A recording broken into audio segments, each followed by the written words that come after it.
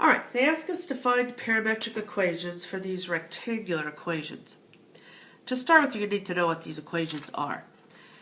This one here is going to be, because it's positive, the numbers below are not the same, 16 and 49. It's not a circle, but it is kind of roundish, so it's going to be an ellipse, okay? It's going to be an ellipse.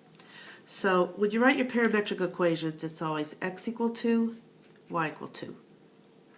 So I look at the x, and I say, well, the number under the x is 16, and that's squared, so I'm going to put a 4, because the square root of 16 is 4. The trig function that goes with x is cosine, and the center of this ellipse is 2, negative 3.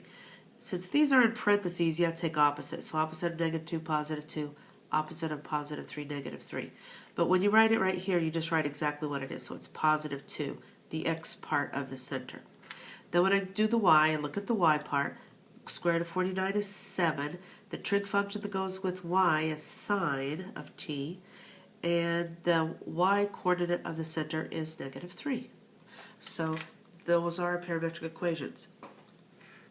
Okay, the next one here, because it's got a minus sign, this is not going to be roundish, it's going to be a hyperbola. If it has a minus between the two squared terms, it is a hyperbola. I like to always just write on the top of it, secant squared of t minus tangent squared of t. We get this from the Pythagorean identity I tan in a sec, but if you set it equal to 1, you have to move the tangent over here. Or you can always remember, it's a negative to tan, okay? It's a negative to tan because it will give you wrinkles and skin cancer. So don't go to tanning beds, even though it does make you look nice now.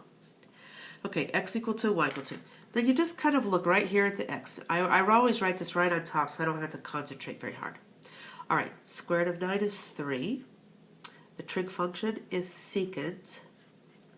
And the center of this would be what? The center would be negative 2 and negative 1. Because opposite of positive 2 is negative 2, opposite of positive 1, negative 1. So I just write minus 2 here. And then for y, look right here. Square root of 25 is 5. Trig function, tangent t. And then minus 1. And there we have our easy as pie, our parametric equations.